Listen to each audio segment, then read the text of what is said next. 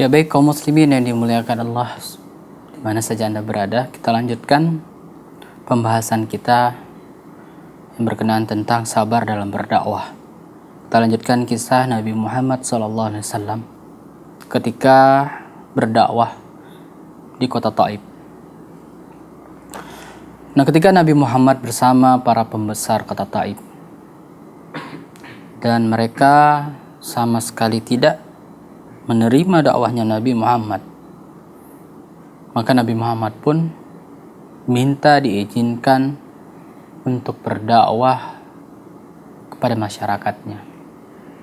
Ya, karena pembesarnya tidak menerima dakwahnya Nabi Muhammad, maka Nabi Muhammad minta izin agar diizinkan berdakwah ke masyarakatnya. Namun apa yang dilakukan oleh para pembesar ini? Bukannya malah memberikan izin, sebaliknya mereka mengumumkan, menyampaikan kepada masyarakatnya, dari yang kecil sampai yang besar, dari yang muda sampai yang tua, laki-laki, perempuan, anak-anak, dewasa, semuanya diminta untuk menggiring, ya, atau mereka berada di sisi kanan dan kiri jalan, kiranya ingin mengusir Nabi Muhammad. Ya, dari keluar rumah tempat pembesar tersebut, mereka menggiring Nabi Muhammad untuk bisa keluar dari kota Taif itu. Apa yang mereka lakukan?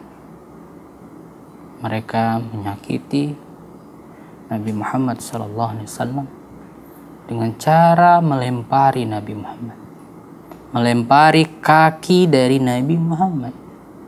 Ketika Nabi Muhammad mengangkat kakinya, maka ketika itulah ribuan, puluhan dari batu-batu tersebut melempari kaki baginda Rasulullah SAW. Ketika dia letakkan kakinya, mengangkat kaki yang satu lagi, kembali mereka lempari sampai berdarah-darah kaki Nabi Muhammad, dan sulit baginya untuk menginjakan kakinya. Dan ketika itu dia dibopong oleh anak angkatnya, Zaid bin Harisah. Mereka pun keluar dari kota tersebut yang sebelumnya diiringi atau dilempari dengan batu oleh masyarakat tersebut. Maka Rasulullah dan Zaid bin Harisah ini, mereka bernaung di bawah pohon, ya, yang tak jauh dari kota tersebut. Tak lama datanglah malaikat Jibril, ya.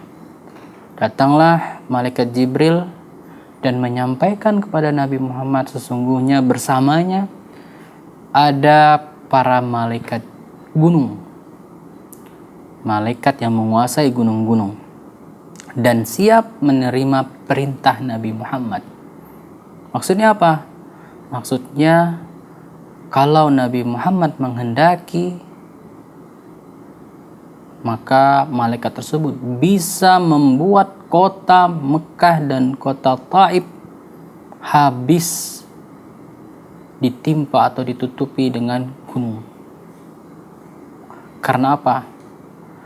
Karena menilai kedurhakaan mereka pada Nabi Allah. Itu kesempatan atau juga pilihan yang diberikan kepada Nabi Muhammad. Apakah ingin kaumnya diazab atau dimaafkan? Maka apa yang dipilih oleh Nabi Muhammad? Coba kita posisikan diri kita berada di posisi Nabi Muhammad.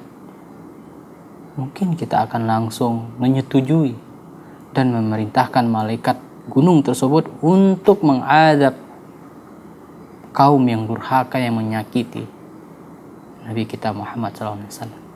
Namun Nabi Muhammad tidak. Dia dengan derayan air matanya mengatakan kepada Allah, "Ya Allah, selagi Engkau tidak murka kepada aku, maka aku tidak akan peduli. Aku akan tetap berdakwah, mendakwahi mereka." Dan malah Nabi Muhammad mendoakan untuk mereka. Nabi Muhammad mengatakan kepada Jibril, bahkan aku berharap ada di antara mereka nantinya sebagai pejuang agama yang mendakwahkan agama Islam. Allahu Akbar. Hati mana yang lebih bersih daripada hati Nabi Muhammad SAW? Orang yang jelas-jelas disakiti, dipermalukan, bahkan hampir terancam terbunuh, namun tetap bisa memaafkan. Juga terkenal ya, kita dapati kalau orang yang dia bersabar ketika dia tidak mampu, itu adalah suatu yang wajar.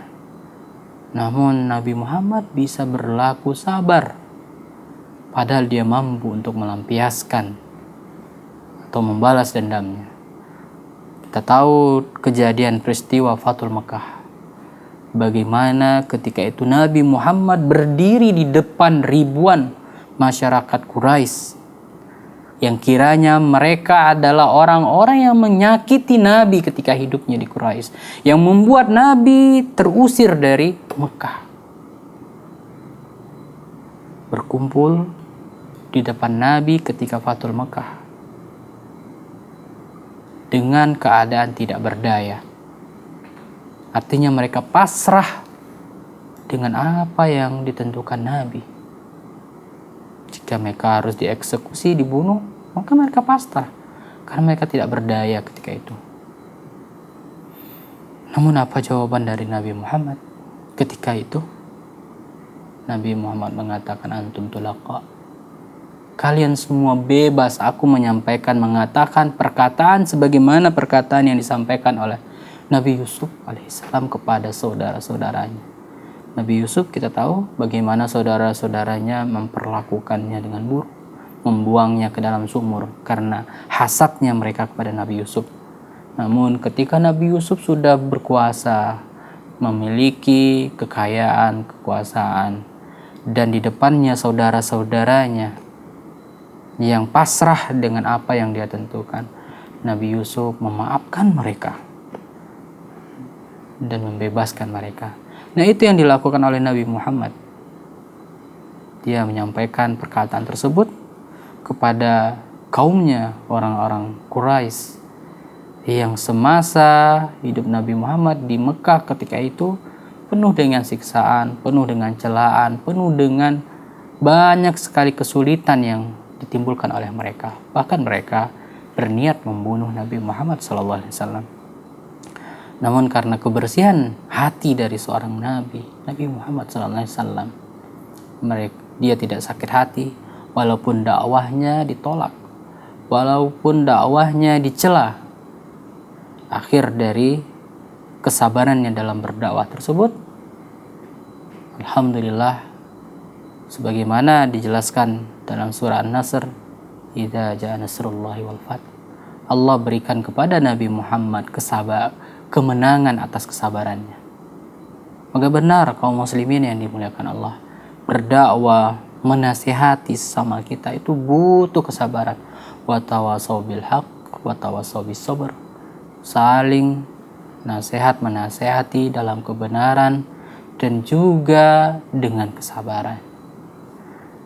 Karena ketika kita berdakwah, ketika kita mengajak, ketika kita mengingatkan saudara-saudara kita, orang-orang yang ada di sekeliling kita, terkadang tidak bisa hanya sekali, harus berkali-kali mengingatkan tentang pentingnya sholat, tentang harusnya menjaga sholat yang 5 waktu. Terkadang tidak bisa hanya dalam sekali ucapan saja, dan ada kalanya harus dengan tindakan. Terutama ini dakwah kepada keluarga kita, yang mana keluarga kita, baik itu ayah kita, ibu kita, kakak, abang, paman, mereka menyaksikan, mereka melihat bagaimana kita dari kecil sampai dewasa, sehingga tidak jarang dari mereka yang sulit menerima apa yang kita katakan. Maka pada saat ini butuh kesabaran dalam pengamalan. Jadi kita tunjukkan, kita menunjukkan tingkah laku atau disebut dengan dakwah bilhal dengan perbuatan. Sehingga ketika dilihat sudah simpati mereka dengan apa yang dari akhlak yang kita miliki, maka mudah menerima apa yang kita katakan. Jadi kaum muslimin yang dimuliakan Allah, dari sini kita paham benar, kita mengerti bahwasanya dalam berdakwah sangat dibutuhkan, bahkan ini adalah dari diantara modal-modal kita dalam berjuang dalam berdakwah, yaitu kesabaran. Sabar kita dan senantiasa memohon kepada Allah pertolongan, mohon kepada Allah dimudahkan agar dakwah bisa diterima dan agar orang-orang yang kita cintai bisa berada dalam saf yang sama dengan kita, insyaallah. Baik, mudah-mudahan bermanfaat. Kita tutup dengan doa kafaratul majlis. Subhanakallahumma wa bihamdik, asyhadu an la ilaha illa anta, astaghfiruka wa atubu ilaik. Wassalamualaikum warahmatullahi wabarakatuh.